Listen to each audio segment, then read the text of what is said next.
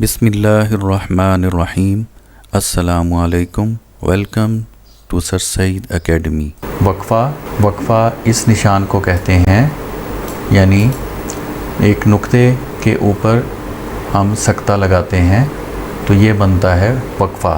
جب سکتے سے زیادہ ٹھہراؤ کی ضرورت پڑے تو وقفہ استعمال کرتے ہیں، یعنی جب ہم نے سکتے سے زیادہ دیر کہیں رکنا ہو تو ہم وہاں وقفہ استعمال کرتے ہیں۔ اب اس کا استعمال دیکھتے ہیں۔ جملوں کے لمبے لمبے اجزاء کو ایک دوسرے سے علیحدہ کرنے کے لیے وقفہ لگایا جاتا ہے، اور جہاں جملوں کے مختلف اجزاء پر زیادہ تاکید دینا مد نظر ہو، یعنی جہاں زیادہ زور دینا مد نظر ہو، وہاں بھی ہم وقفہ لگاتے ہیں۔ اب مثالوں کے ذریعے سمجھتے ہیں۔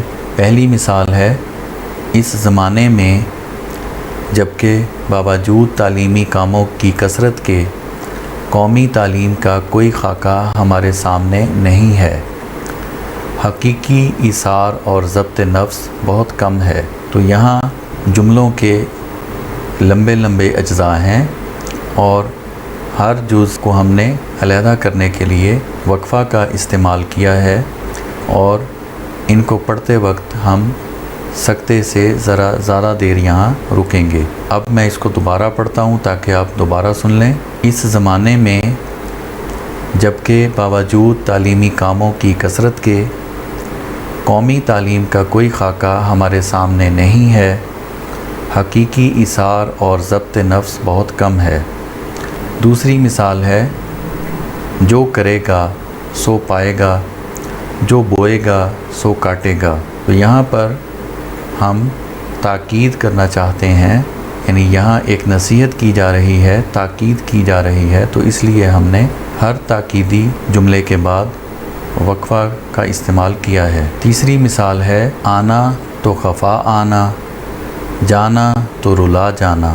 تو یہاں بھی دیکھیں، آنا کے بعد ہم نے تھوڑا توقف کیا ہے کیونکہ وہاں سکتہ ہے، اور تو خفا آنا کے بعد ہم نے زیادہ توقف کیا ہے کیونکہ یہاں وقفہ ہے۔ دوبارہ سنیں، آنا تو خفا آنا، جانا تو رلا جانا۔ اس طرح اس کو پڑھنے کا صحیح طریقہ ہے۔